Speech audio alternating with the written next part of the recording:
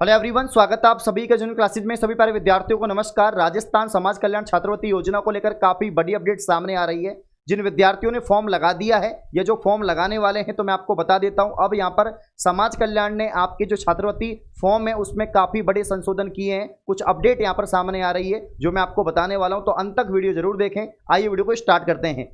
आप सब में से बहुत सारे स्टूडेंट हैं जिन्होंने फॉर्म लगा दिया है या जो फॉर्म लगाने वाले हैं, जो भी कॉलेज में पढ़ रहे हैं, कोई बीएड कर रहा है, कोई बीएससी कर रहा है, कोई एमए कर रहा है, एमएससी कर रहा है, तो सभी स्टूडेंट यहाँ पर छात्रवृत्ति फॉर्म लगा रहे हैं। सेशन 22-23 की अगर हम बात करें, 23-24 की बात करें, तो यहाँ पर इस सेशन में कुछ बड़े बदलाव हैं। जिसमें पहला बदलाव ये किया गया है कि आपका जो जन आधार कार्ड है उसको अपडेट करना पड़ेगा। जन आधार कार्ड में जो आपके यहाँ पर डेटा है उसको अपडेट करना पड़ेगा। उसको अगर आप अपडेट नहीं करेंगे तो आपको छात्रवृत्ति नहीं मिलेगी। तो सबसे पहले आपके जो यहाँ पर जन आधार कार्ड है उसको अपडेट करना पड़ेगा। और इसके बाद में जो है दोस्तों यहाँ पर एक और अपडेट सामने आ रही है कि जो आपका आय प्रमाण पत्र है, यानी दोस्तों यहाँ पर जो आपका इनकम टैक्स सर्टिफिकेट है जो जमा होता है, जो बनता है, तो उसके फॉर्मेट में कुछ चेंजेस किए गए हैं।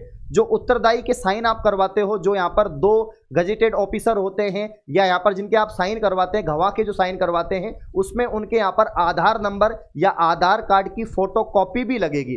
अब तक उनके साइन हो रहे थे, उनकी यहाँ पर सिग्नेचर के साथ मोहर लग रही थी, उनके फोन नंबर भी लग रहे थे, लेकिन अब जो उत्तरदायी यहाँ पर जो आपके साइन होंगे उनके साथ में उनके जो आधार नंबर हैं वो भी जनरेट होंगे, आधार की यहाँ पर फोटोकॉपी जनरेट होगी। और ये अब नया प्रारूप यहाँ पर आ गया है। आय प्रमाण पत्र का दोस्तों जो पुराना प्रारूप है उसको निरस्त कर दिया है। नया प्रमाण पत्र यहाँ पर जो है आपको, यानी नया आय प्रमाण पत्र बनाना पड़ेगा। नया फॉर्मेट जारी हुआ है जिसमें आधार कार्ड के नंबर आपको डालने पड़ेंगे, आपके नहीं। जो 2 उत्तरदायी यहाँ पर जिनके साइन करवाए, गवाहों के साइन करवाए, जो अधिकारी हो सकते हैं, पार्षद हो सकते हैं, कोई भी आपके यहाँ पर जिनके पास मोहर है, सिग्नेचर है, वो सब यहाँ पर कर रहे हैं, तो उनके आपको आधार नंबर जनरेट करने पड़ेंगे। तो वापस से आपको सब कुछ करना पड़ेगा। इसके अलावा दोस्तों ऐसे आप में से बहुत सारे स्टूडेंट थे जो 2 या 3 राजस्थान सरकार की यहाँ पर स्कॉलरशिप जो योजनाएं हैं उनका लाभ उठा रहे थे। अब उसमें भी बदलाव कर दिया है। अब आपको एक समय पर 1 साल में दोस्तों एक ही स्कॉलरशिप का लाभ मिलेगा। ऐसे नहीं कि आप भाई यहाँ पर समाज कल्याण की स्कॉलरशिप का लाभ ले रहे हैं, इधर से इंस्पायर का लाभ ले रहे हैं, ऐसा नहीं। आपको एक समय पर एक स्कॉलरशिप का लाभ मिलेगा। और काफी यहाँ पर बड़े जो बदलाव हैं आप न्यूज़पेपर में देख सकते हैं।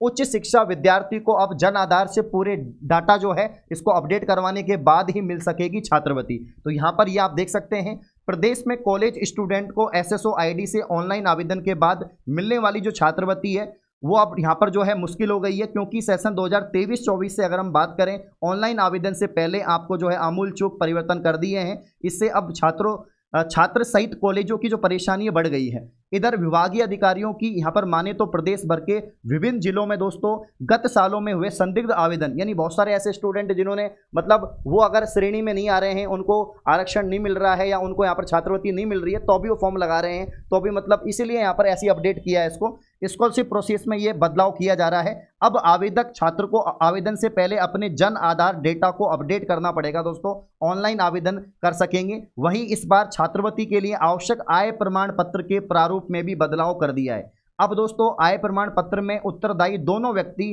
के नाम, पते के साथ साथ उनका जो आधार कार्ड अनिवार्य कर दिया है। या तो उनके आधार नंबर डालेंगे या उनके यहाँ पर जो है आधार कार्ड की फोटोकॉपी भी लग सकती है। साथ ही जो है यहाँ पर सत्र के कॉलेज में पढ़ने वाले छात्रों को कोई भी एक स्कॉलरशिप मिल सकेगी। अभी तक राज्य सरकार की 3 से 4 अलग अलग योजनाओं में कॉलेज के स्टूडेंट को लाभ मिल रहा था, स्कॉलरशिप मिल रही थी, लेकिन अब सिर्फ एक ही मिल पाएगी। ये यहाँ पर दोस्तों बड़ी अपडेट है। साथ ही यहाँ पर जो आपके निदेशक हैं सामाजिक न्याय और अधिकारिता विभाग के अरविंद ओला जी, इनका कहना है कि इस वर्ष से जन आधार के सभी यहाँ पर मेंबर्स का डाटा अपडेट होना चाहिए। अब आपको पता है कि जन आधार किसका होता है, जो मुखिया होते हैं उसका जन आधार होता है। अब उसमें आपके पिताजी का नाम भी है, माताजी का नाम भी है, जो मुखिया हैं, ठीक है ना। इसके अलावा आपके जितने भी भाई बहन उन सबका नाम है, उन सबका डेटा अपडेट होना चाहिए। उनकी जो उम्र है, उनकी जो पढ़ाई है, सब कुछ, उनके जो नंबर है वो सब अपडेट होने चाहिए। और उसके बाद ही आप फॉर्म कर पाएंगे। आवेदन करने वाले छात्र को अपने सभी दस्तावेज की डिटेल सही भरनी होगी। तो यहाँ पर आपने अगर फॉर्म लगा दिया है तो भी अब वापस से फॉर्म लगाना पड़ेगा।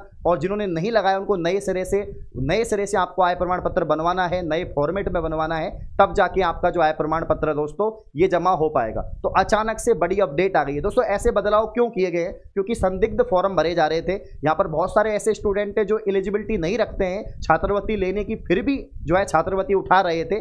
अब यहाँ पर कड़े प्रावधान हो चुके हैं। तो जो भाई जो डिटेल सही होगी तभी आपको छात्रवृत्ति मिलेगी, अन्यथा नहीं मिलेगी। इसके अलावा जैसे कि बहुत सारे ऐसे स्टूडेंट थे जो एक छात्रवृत्ति के अलावा अन्य छात्रवृत्तियों के लाभ भी ले रहे थे, तो अब भाई एक ही मिलेगी, ऐसा नहीं कि आप सभी छात्रवृत्तियों का लाभ लोगे, है ना। और इसके अलावा यहाँ पर जो आपका जन आधार कार्ड है उसको अपडेट करना पड़ेगा, और आय प्रमाण पत्र में जो यहाँ पर आपके सिग्नेचर होते हैं उत्तरदायी लोगों के, इसके अलावा जो यहाँ पर नाम पता होता है, उनके मोबाइल नंबर भी डलते थे, अभी जो है उनके या तो आधार नंबर डलेंगे या आधार कार्ड की फोटोकॉपी लगने वाली है। तो अब ये मुश्किल हो गया, क्योंकि देखो आधार अपना कौन शेयर करता है, फिर भी हम अगर उनसे रिक्वेस्ट करेंगे तो शेयर कर देंगे।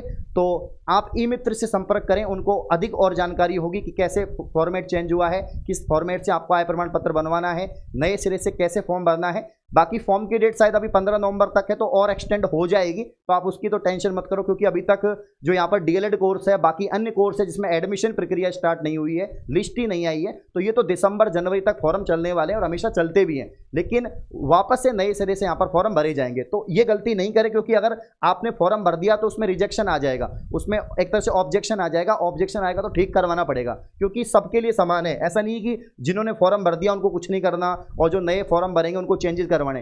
भैया अगर फॉर्म भर दिया ना तो करेक्शन करवाना ही पड़ेगा आपको, ठीक है ना। तो हाँ, साथ ही दोस्तों यहाँ पर आप में से बहुत सारे स्टूडेंट हैं जो कॉलेज जाते नहीं है, रेगुलर नहीं जाते, तो उनको छात्रवृत्ति नहीं मिलेगी, क्योंकि छात्रवृत्ति उन्हीं को मिलती है जिनका कॉलेज में बायोमेट्रिक होता है, जो रेगुलर जाते हैं कॉलेज उन्हीं को मिलती है। तो अगर आप में से ऐसे स्टूडेंट जो बीएड कर रहे हैं, डीएलएड कर रहे हैं, जो रेगुलर नहीं जाते हैं लेकिन छात्रवृत्ति का लाभ लेना चाहते हैं, तो कम से कम बायोमेट्रिक कॉलेज में जाके जरूर करवाएं, जिससे कि आपको छात्रवृत्ति का लाभ मिल पाए। तो बहुत सारे यहाँ पर जो है प्रावधान कर दिए हैं जो अनिवार्य हैं, जो आपको मानने पड़ेंगे, और उन प्रावधानों से गुजरना पड़ेगा, तभी आपको स्कॉलरशिप मिलेगी। तो इन सभी बातों का, इन सभी दिशा निर्देश का आप लोग ध्यान रखें, जिससे कि आपको स्कॉलरशिप समय पर मिल पाए। इस प्रकार की और वीडियो पाने के लिए आप चैनल को सब्सक्राइब करें। धन्यवाद।